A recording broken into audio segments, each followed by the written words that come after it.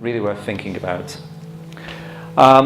Let me get back to that idea that sport is perhaps one of the hardest things that the brain does, the hardest challenges it faces.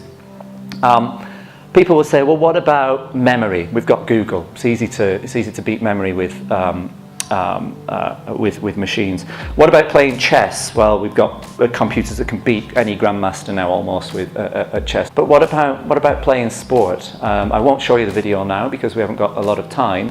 But if you Google robot soccer and have a look at how the best technologists in the world have got robots to play football, it's utterly laughable. And it's because generating intention and understanding action is one of the greatest problems in modern brain research. We really don't know how those things are doing. So all those things are done. All those things that seem to be clever, we seem to be able to mimic them and even beat them. And those things that don't seem to be so clever, like action, actually are almost impossible to mimic. My final point is that we save skill learning for the young and for the elite, and neither of those things should be the case. Sports performance, as I mentioned at the very beginning, or sports participation, is an incredibly important part of life. I've taken a new sport up recently, and I believe that it's a sport that I can be.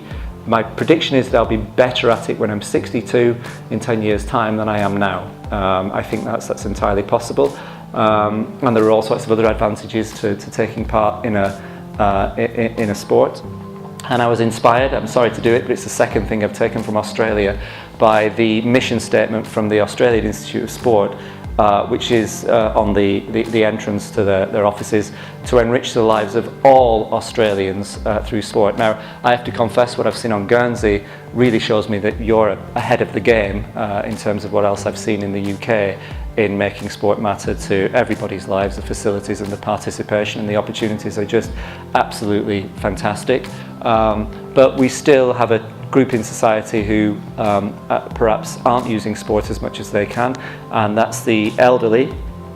And when we look at the correlation between aerobic capacity in old people, and this is controlled for education and other health aspects and alcohol consumption, there's a very strong relationship between aerobic capacity and the numerical skills and the linguistic skills that you might maintain into later life. So taking part in sport, if I can bracket both ends of life, isn't just a great way of making our kids learn humility and how to lose, and the value of losing, and the value of failing, and the value of pursuing things, and the value of small increments, and the value of doing things in the community of sport. At the other end of life, it's also a break on some of the decrements that will happen to you as you get older.